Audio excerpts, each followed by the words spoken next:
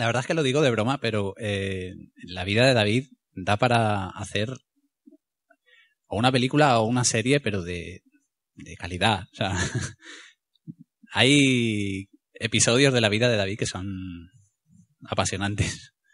Y el de hoy es uno de ellos.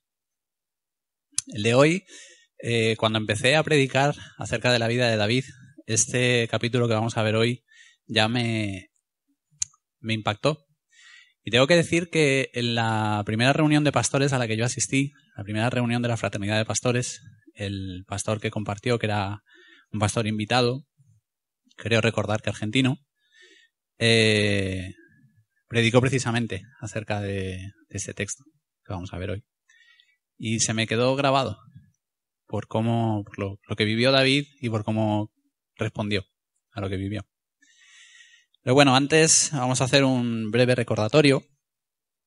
Como todos sabemos, David mató a Goliat, lo estuvimos viendo. Después vimos a David como en Matrix, esquivando lanzas. Después le vimos en la última predicación de esta serie habitando en cuevas.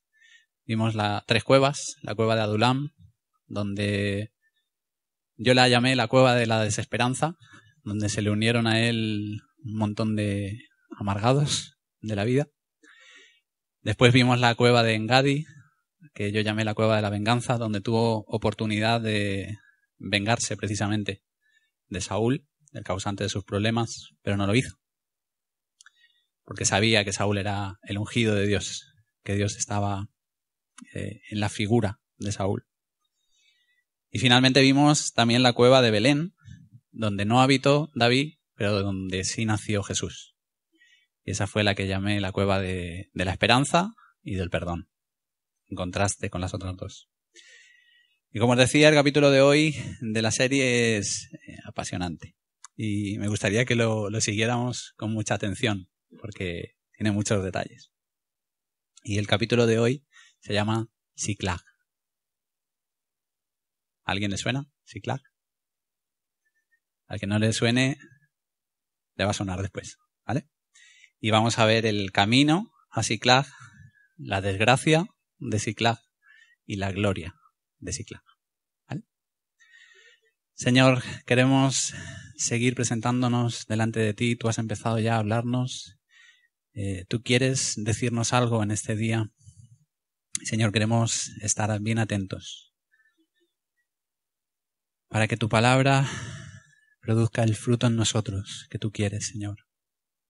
No queremos salir de aquí como un domingo más. Queremos salir de aquí fortalecidos en ti y dispuestos a escuchar tu voz y a seguirte, a seguir tus indicaciones para nuestra vida.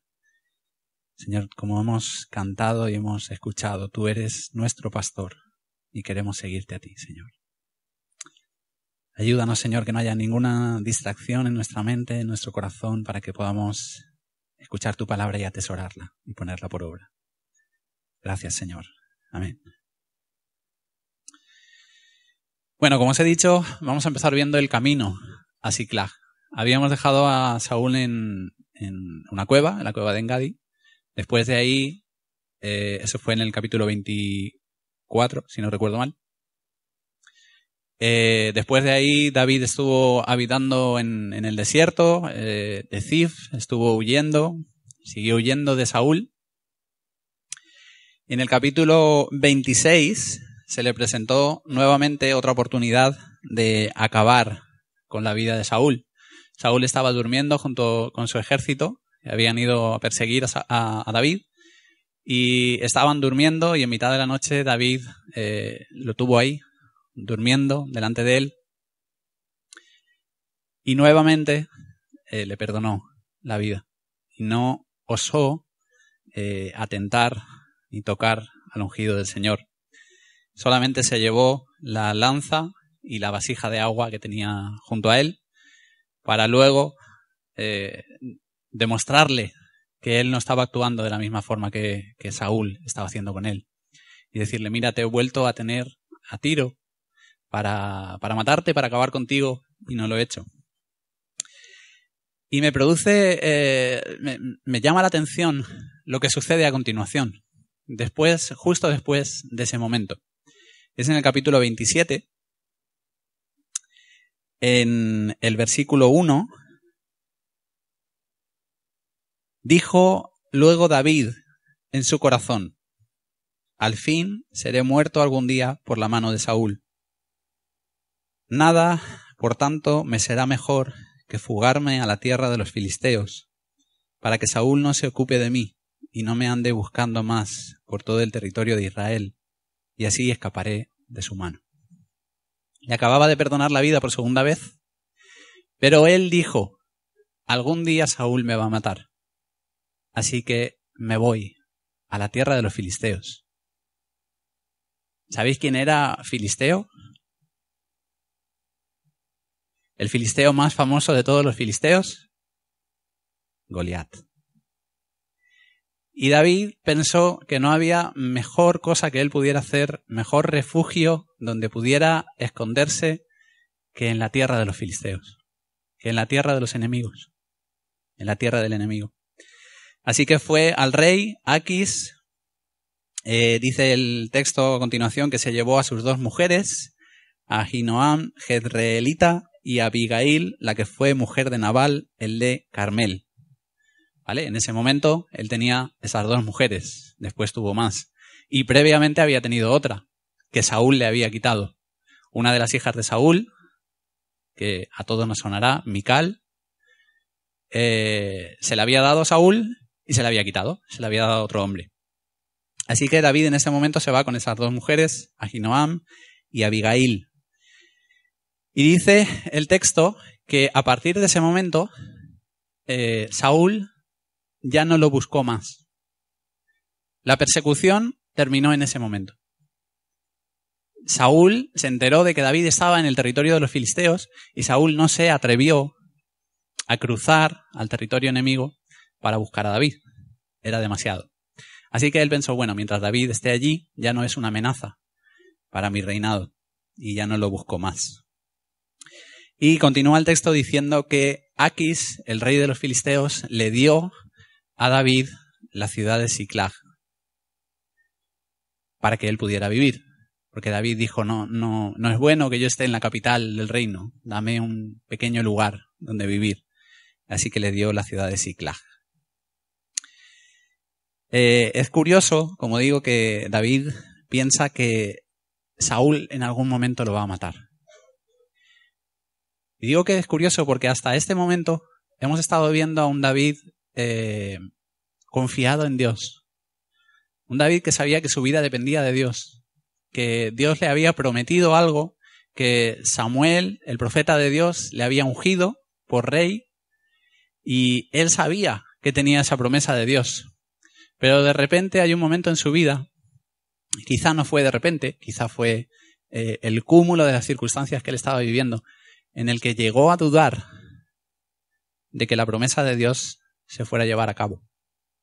Porque si él pensó que en algún momento Saúl le iba a matar, indirectamente estaba pensando que Dios o no le había hablado a Samuel, o se había equivocado, o algo había trastocado los planes de Dios. Porque si él pensaba que Saúl le iba a matar, no se iba a cumplir lo que Dios le había dicho. Esto sucedió unos 14 o 15 años, no podemos saber la fecha con exactitud, pero alrededor de 14 o 15 años después de ser ungido como rey por el profeta Samuel. 14 o 15 años. Y hemos visto a lo largo de estas predicaciones todo lo que tuvo que vivir en esos años, todo el sufrimiento, toda la huida de David en esos años. Y en este momento David tiene aproximadamente 30 años de edad.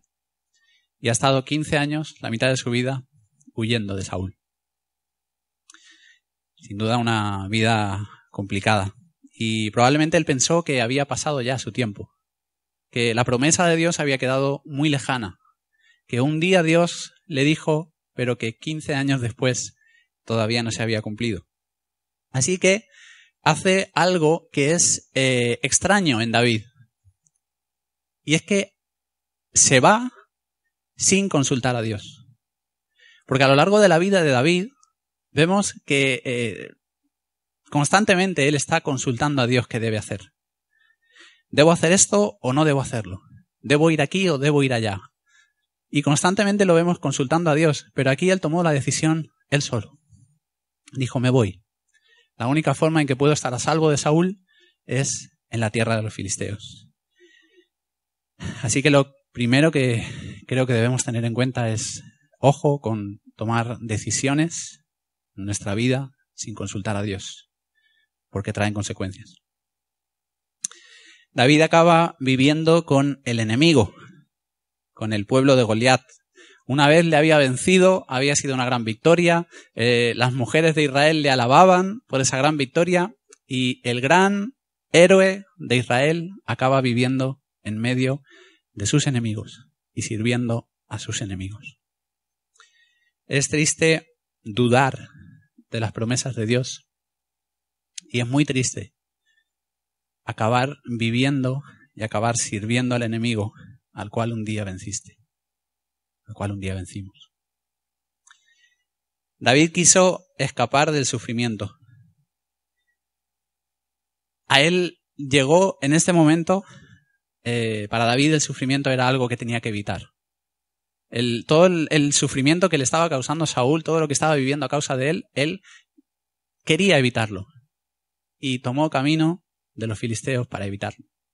Y él no fue consciente en ese momento de que precisamente ahí es donde Dios lo estaba entrenando y donde Dios estaba forjando su corazón.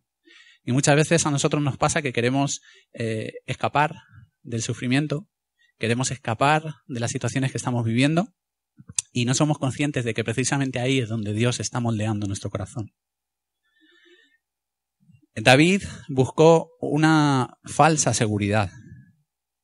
Aparentemente, durante un tiempo, durante 1 año y 4 meses, todo fue tranquilidad para David. Durante 1 año y 4 meses estuvo sirviendo al rey Aquis y estuvo peleando en favor del ejército filisteo y aparentemente todo era tranquilidad y victoria. Pero hay un detalle en el capítulo 27 que no vamos a leer porque hay bastante texto que quiero que hoy veamos. Pero en el capítulo 27 se nos dice que David en ese tiempo estuvo viviendo en la mentira y en el engaño. Porque él, Aquis, lo mandaba a pelear, a luchar. Porque estaba convencido el rey Aquis de que David se había convertido de los israelitas a los filisteos. Y ha dicho, se ha enemistado con Saúl y ahora ya está de nuestro lado. Entonces él se convenció, el rey, de que David era uno de los suyos.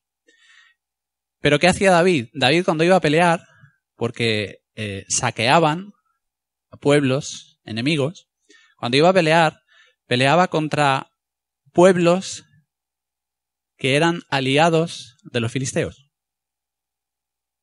Pero cuando iba al rey Aquis, solamente llevaba el ganado porque había masacrado a todas las personas del pueblo donde iba. Cuando iba al rey, le decía, he estado en Judá peleando. He estado en tal sitio de Judá, en tal territorio de Judá. Con lo cual, estaba David ya viviendo en la mentira, en el engaño. Le estaba haciendo creer al rey cosas que no eran ciertas y únicamente y exclusivamente por mantener su posición de seguridad, de tranquilidad. Incluso no le importó en este momento, y no será la última vez que lo vemos en la vida de David, acabar con la vida de las personas en su propio beneficio. Es triste, ¿no? Es impactante que un hombre conforme al corazón de Dios, porque así lo relata la Biblia, en ese momento esté en esa condición. Incluso matando a la gente, porque claro, si él iba a tal pueblo aliado de los filisteos y dejaba gente con vida, esa gente podía decirle a los filisteos que David estaba haciendo eso. Así que él acababa con todos y así nadie podía abrir la boca. Después de 1 año y 4 meses viviendo en esa condición, los filisteos se preparan para la batalla contra Israel. Los vimos en la batalla en el episodio de Goliat y los volvemos a ver ahora. Preparados para la batalla, los filisteos contra el pueblo de Israel. Y aquí hay algo que a mí no me cuadra. Y es que David estaba en el ejército filisteo dispuesto a pelear contra el ejército de Israel. Y me hago preguntas de por qué David estaba en ese lugar. El que había sido ungido por Dios como rey de Israel estaba a punto de pelear contra Israel. Me pregunto si realmente David en ese momento era consciente de cuál era el enemigo con el que iban a pelear. Pero bueno, lo dejo ahí. Ahí en ese momento los príncipes de los filisteos empiezan a desconfiar de David y dicen, bueno, no es posible. Esta persona, tenía la misma duda, ¿no? Esta persona que ha estado con ellos, ahora está en nuestras filas, en algún momento se va a volver y nos va a traicionar y nos va a matar. Así que el rey Aquis, obligado por sus príncipes, le hace irse a David. Ese ha sido el camino a Siclag. Pero ahora viene la tragedia de Siclag. Y en el capítulo 30, vamos a saltar hasta el capítulo 30, y vamos a leer los 4 primeros versículos, aunque después iré leyendo algunos más, ¿vale? Pero vamos a leer hasta el versículo 4 ahora. Dice, cuando David y sus hombres vinieron a Siclag al tercer día, los de Amalec habían invadido el Negev y a Siclag, y habían asolado a Siclag, y le habían prendido fuego. Y se habían llevado cautivas a las mujeres y a todos los que estaban allí, desde el menor hasta el mayor, pero a nadie habían dado muerte, sino se los habían llevado al seguir su camino. Vino pues David con los suyos a la ciudad, y he aquí que estaba quemada, y sus mujeres y sus hijos e hijas habían sido llevados cautivos. Entonces David y la gente que con él estaba alzaron su voz y lloraron hasta que les faltaron las fuerzas para llorar. De repente, toda esa seguridad que David había pensado que tenía lejos del lugar donde Dios quería tenerlo, de repente toda esa falsa seguridad se vino abajo. Cuando regresó a su ciudad, a la ciudad donde tan plácidamente vivían, los amalecitas habían asolado la ciudad y se habían llevado a las mujeres y a los hijos de los hombres de David. Me pregunto si cuando llegaron a la ciudad de Siclag y vieron que no había nadie, ellos llegaron a pensar que los habían matado, porque no los vieron. ¿Qué habrá pasado con nuestras familias? La ciudad está destruida, nuestras casas, nuestros hogares están destruidos. Me puedo imaginar en esa situación la angustia, no solamente de David, sino de los 600 hombres que iban con David, diciendo, ¿dónde están nuestras mujeres? ¿Dónde están nuestros hijos? ¿Dónde vamos a vivir ahora? ¿Qué vamos a hacer? Y dice que lloraron amargamente, lloraron hasta que les faltaron las fuerzas. El matagigantes y sus valientes estaban llorando amargamente hasta quedar sin fuerzas. Y por muy fuertes que a veces aparentemos ser, por muy fuertes que creamos que somos, puede haber momentos en nuestra vida en que lloremos de la forma en que ellos lloraron, amargamente. Dios le mostró a David que esa seguridad que él había construido en el territorio filisteo era una falsa seguridad. Y precisamente le había venido una tragedia sin Saúl. Él dijo, tengo que escapar del sufrimiento que Saúl me está causando, y vivió plácidamente hasta que Dios le dijo, lejos de Saúl no es donde tienes que estar. A veces, como decía antes, buscamos escapar de nuestra situación, nuestro sufrimiento, y precisamente es el entrenamiento de Dios para nuestra vida. Y a veces queremos vivir tranquilos, vivir sin problemas, nos hacemos una falsa seguridad y de repente, en un momento determinado, nos encontramos con problemas mucho mayores que los que teníamos. Y hay algo que me venía a la mente con todo lo que está sucediendo en estos días y todo lo que estamos viendo por la tele y escuchando. Y es algo que sabemos todos, pero es algo que es necesario recordar en este día y a propósito de este texto. Y es que tenemos un enemigo y nuestro enemigo quiere acabar con nuestras casas, quiere acabar con nuestros hogares, quiere acabar con nuestros matrimonios, quiere acabar con nuestros hijos, quiere alejar a nuestros hijos de nosotros. Y no estoy hablando de un enemigo de carne y hueso, porque a veces podemos identificar al enemigo con nombres, con apellidos, pero no estoy hablando de un enemigo de carne y hueso, porque el que hay detrás de todo lo que se está moviendo es el diablo. Y es el diablo el que quiere alejar a tus hijos de ti. Y es el diablo el que quiere que escuches que tus hijos no son tuyos y que no puedes educarles en ciertos valores, que no tienes derecho de educarles conforme a la palabra de Dios.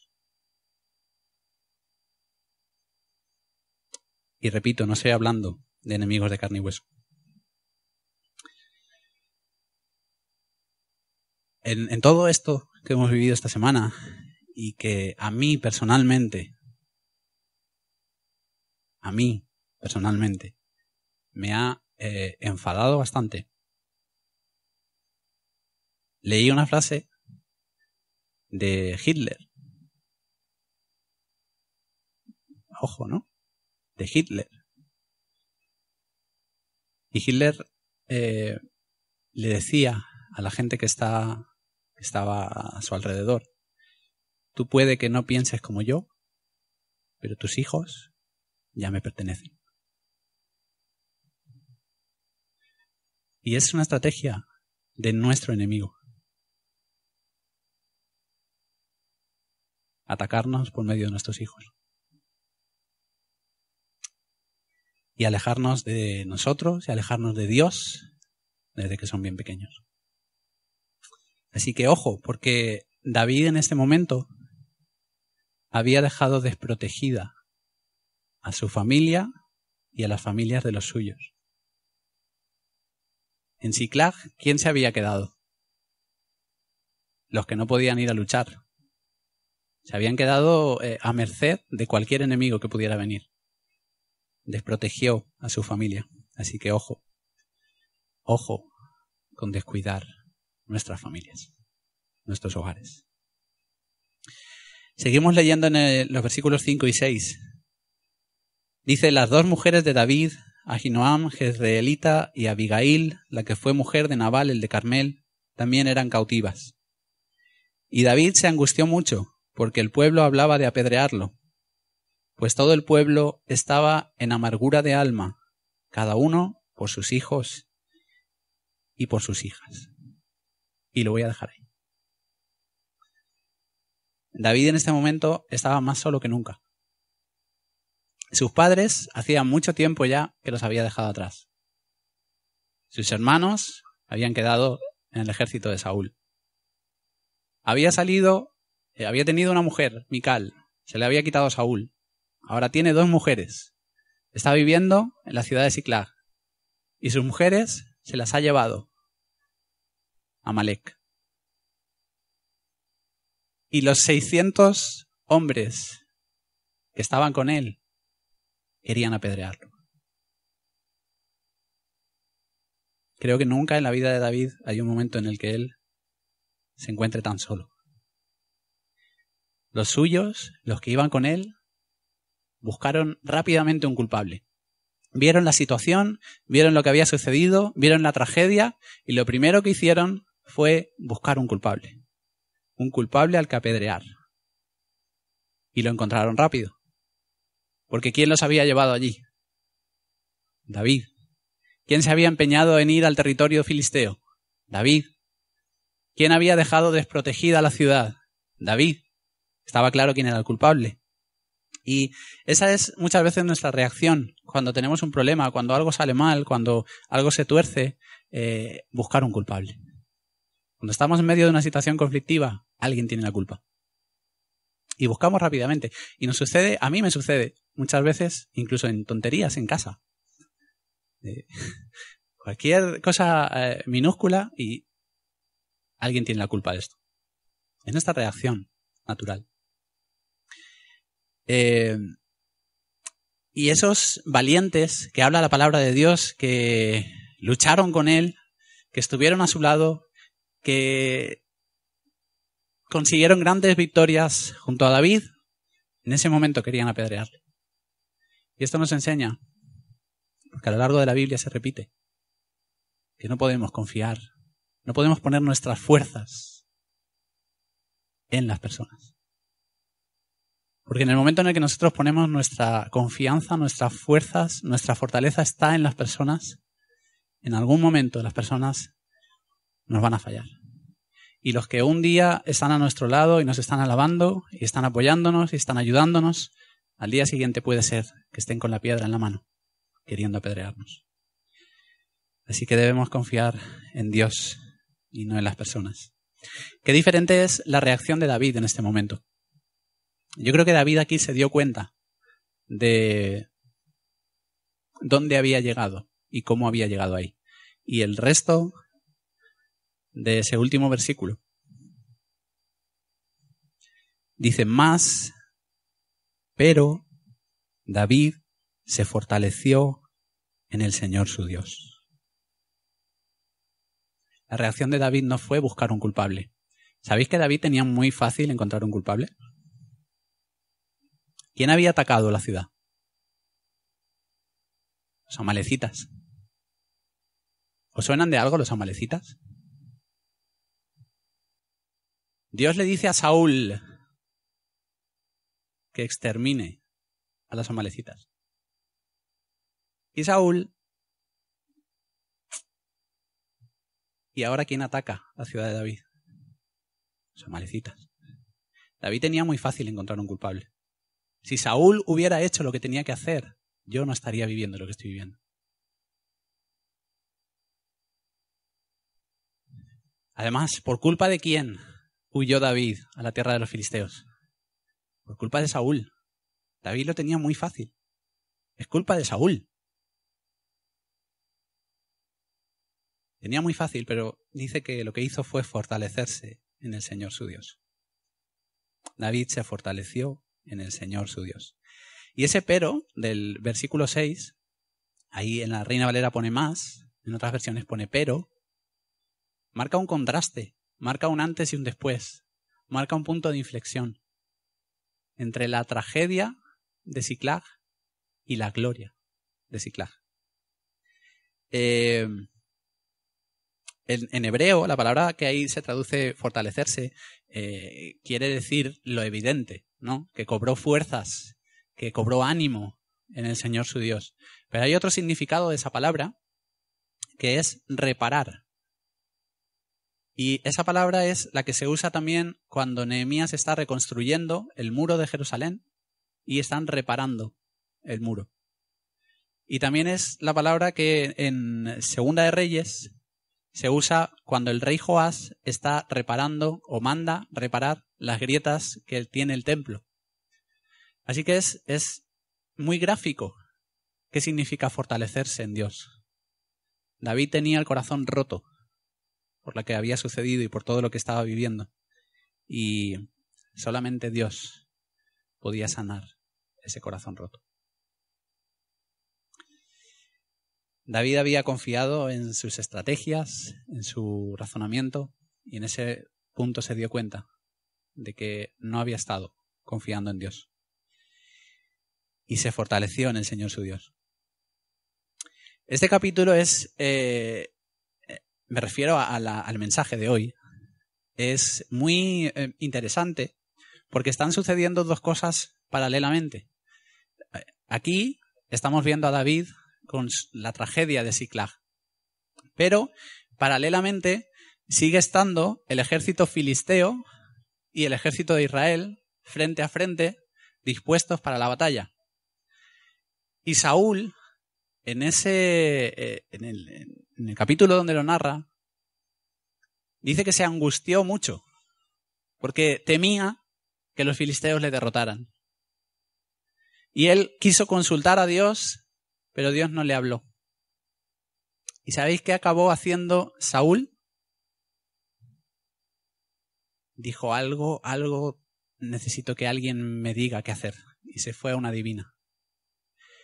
Y hay detalles en la Biblia que nos pueden pasar por alto, pero ¿sabéis dónde estaba la adivina? O sea, imaginaros que Susana y Ezequiel son los filisteos, aquí está el ejército de Israel. La adivina estaba donde está Lucy. Perdón, Lucy.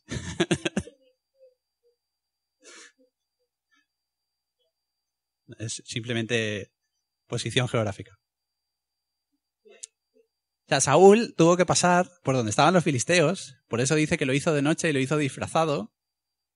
Tuvo que pasar por donde estaban ellos para llegar a la adivina, porque era la única que encontraron. O sea, la desesperación de Saúl era tal que ya hasta pasar por en medio de los filisteos, del ejército filisteo, pero que alguien me diga qué tengo que hacer, aunque sea una adivina. Aunque yo mismo haya prohibido los adivinos, pero voy a buscar. Era la desesperación de Saúl. Y en contraste tenemos a David, que se fortaleció en el Señor su Dios. Y como decía, ese pero marca la transición, el paso de la desgracia de Siclag a la gloria de Siclag. Y en el versículo 8 dice que David consultó al Señor diciendo, ¿perseguiré a estos merodeadores? ¿Los podré alcanzar? Y él le dijo, síguelos, porque ciertamente los alcanzarás y de cierto librarás a los cautivos. Así que David partió, obedeció lo que Dios le había dicho, y en el camino él salió con 600, pero 200 de esos hombres se quedaron en el arroyo de Besor porque no podían más. Habían vuelto de donde estaba el ejército filisteo para pelear con Israel, habían venido a Siclag 3 días de camino, se habían encontrado lo que se habían encontrado en Siclag, su ánimo por los suelos, y esos 200 hombres no pudieron más y se quedaron en el torrente de Besor. David, ahora sí, buscaba la dirección de Dios y le consultó a Dios. Pero es curioso porque cuando yo me pongo en la situación de David, es una situación en la que yo no consultaría a Dios. Se acaban de llevar, yo no tengo 2 mujeres, ¿vale? Pero se acaban de llevar a mi mujer, gloria a Dios, ¿no? Sí, tengo 2 mujeres, pero no en ese sentido, vale. Se acaban de llevar a mi mujer y a mi hija. No sé qué ha sido de ellas. Me han quemado la casa. El coche.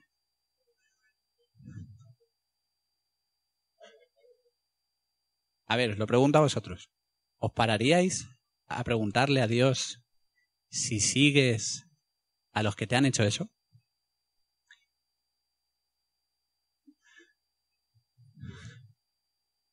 Porque yo me pongo en esa situación y no me pararía a hacer eso. Y es curioso que David en una situación tome una decisión sin consultar a Dios y que en este preciso instante, con todo lo que tenía alrededor, él se para y le pregunta a Dios qué tenía que hacer. Él había entendido que no podía moverse sin la dirección de Dios.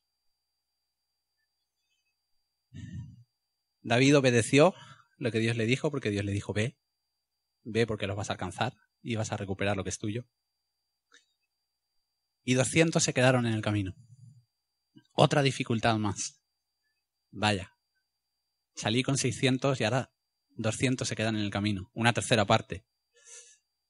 Una pérdida considerable. Pero David ya tenía la palabra de Dios. Ya le había dicho Dios lo que tenía que hacer.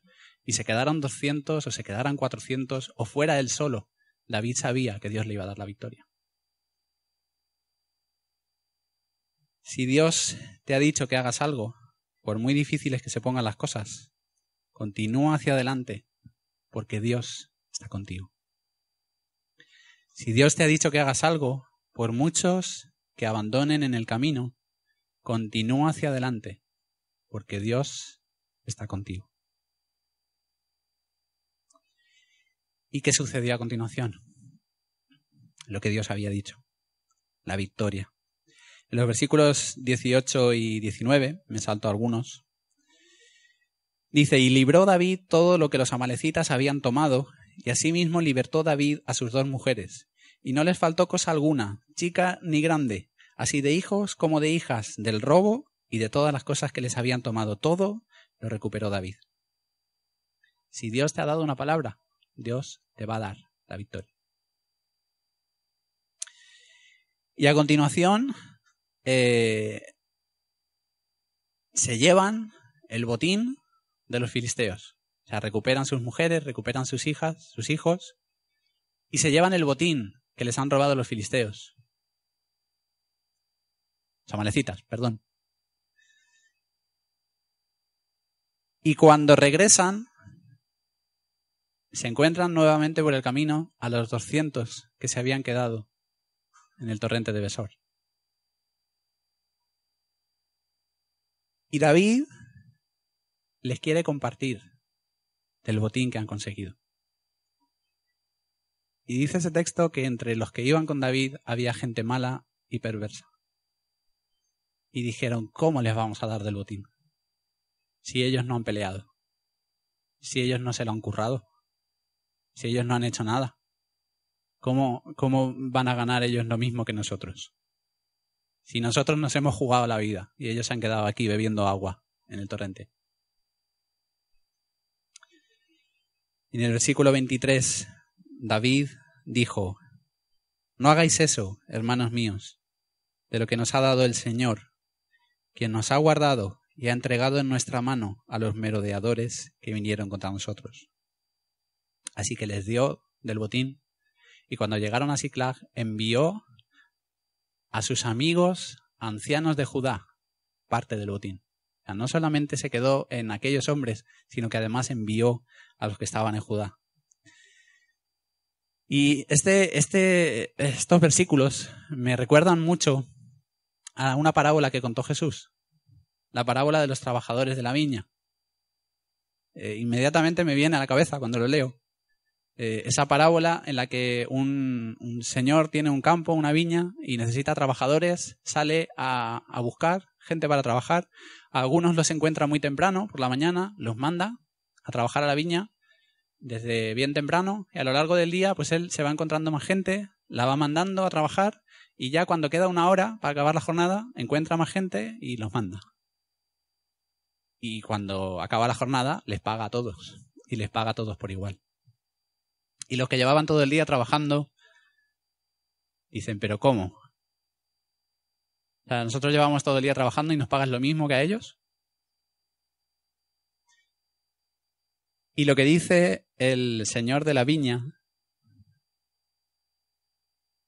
que está representando lo que dice Jesús, lo que dice Dios, en Mateo 20:15, dice, ¿es que no tengo derecho a hacer lo que quiera con mi dinero? ¿O te da envidia de que yo sea generoso? A ti te he pagado lo que te tenía que pagar. ¿Qué más te da lo que le pague al resto? Y nos pasa a nosotros muchas veces, que estamos mirando lo de los demás. Y Dios nos ha bendecido, pero a veces nos creemos que somos merecedores, como lo que les pasaba a esos hombres de David. Se pensaron que habían recuperado ellos el botín. Habían luchado ellos, habían ganado ellos. Y David les dice, nos lo ha dado el Señor. Y nos pasa a nosotros que cuando consideramos nuestras las cosas, cuando pensamos que las cosas las hemos conseguido nosotros, que nosotros somos los que nos hemos trabajado las cosas en la vida, muchas veces cuando los demás son bendecidos y nos parece que han sido bendecidos injustamente, nos enfadamos. Porque olvidamos que todo lo que tenemos viene de Dios. Saber que lo que tienes te lo ha dado Dios te impulsa a la generosidad, te impulsa a ser generoso con otros. Pero cuando piensas que lo que tienes te lo has ganado tú, eso te impulsa a cerrar tu mano. Me ha costado mucho de conseguir, como para que se lo lleve otro. Le voy a pedir al grupo de alabanza que suba. ¿Sabéis qué sucedió después de este momento?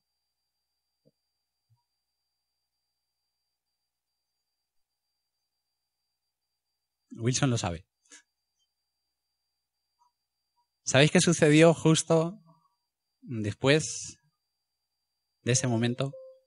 ¿O paralelamente a este momento? Murió Saúl. En la batalla que estaba teniendo lugar entre los filisteos y el pueblo de Israel, murió Saúl. Y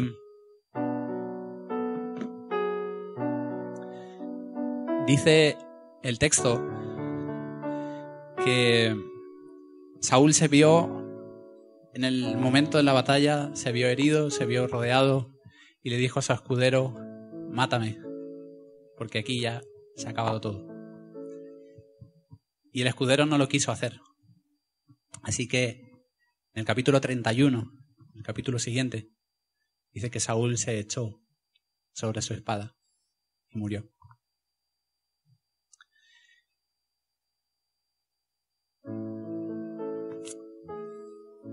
El capítulo 31 de Primera de Samuel es el último de Primera de Samuel, el primer libro de Samuel.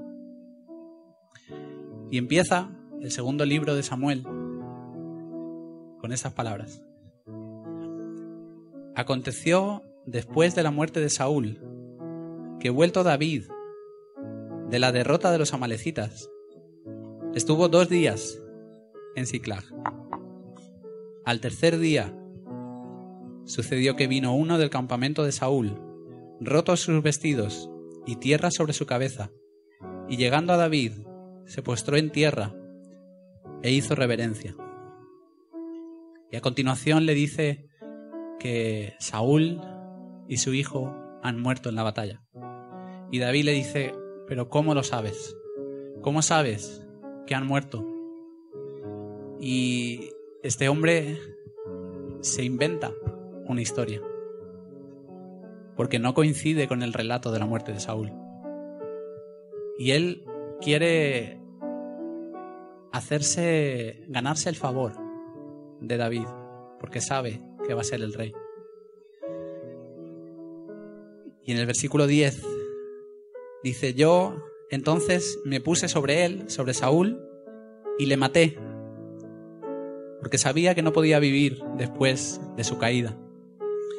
Y tomé la corona que tenía en su cabeza y la argolla que traía en su brazo, y las he traído acá a mi señor, a David. Después de 15 años, hacía 15 años que Samuel había ungido a David. 15 años sufriendo. 15 años huyendo de Saúl.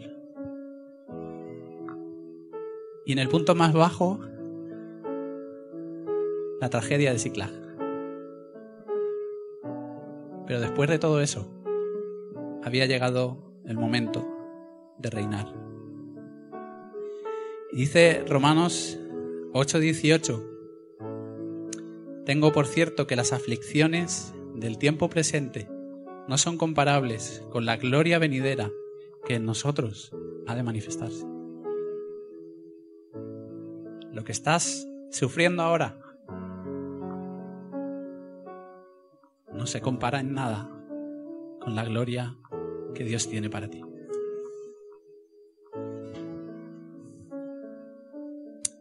Tus problemas pueden hundirte en la miseria o pueden coronarte de gloria.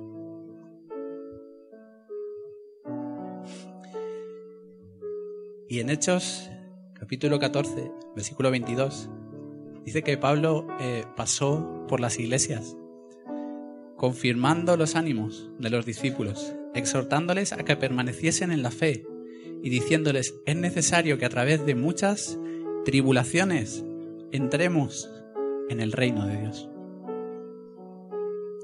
Y eso fue lo que Dios hizo con David. Llevarle al reino, pero por el camino que menos queremos, por el camino de la aflicción. Y dice ese primer versículo de segundo de Samuel, capítulo 1, que al tercer día le llegó la corona a David. Al tercer día después de la angustia, después de la tragedia, después de llorar hasta quedar sin fuerzas, al tercer día le llegó la corona. Jesucristo, el Hijo de David, al tercer día fue coronado de gloria. Al tercer día, después de sufrir y de llorar en el huerto de Getsemaní, al tercer día, después de estar en angustia, en una angustia que no podemos imaginar, al tercer día, después de ser capturado y atacado por sus enemigos, por sus adversarios, al tercer día, después de ser abandonado por los suyos, por los que le rodeaban, al tercer día, después de morir, fue coronado de gloria. Cristo nos rescató. Cristo hizo lo que hizo David. Nos rescató del enemigo. Nos libró del enemigo. Despojó a los principados y a las potestades y los exhibió en la cruz.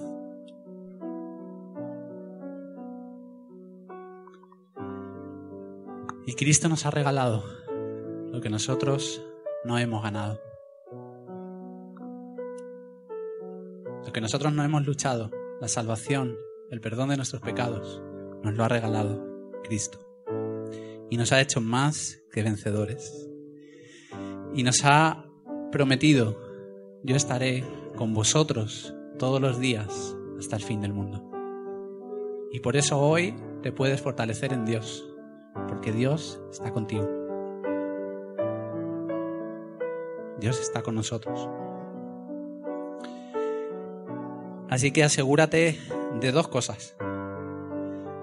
Asegúrate de que tu fuerza está en Dios y no en la gente. Asegúrate de que realmente tu fuerza está en Dios. Y asegúrate de estar viviendo de acuerdo a lo que Dios dice. De acuerdo a la dirección de Dios. De acuerdo a la palabra de Dios.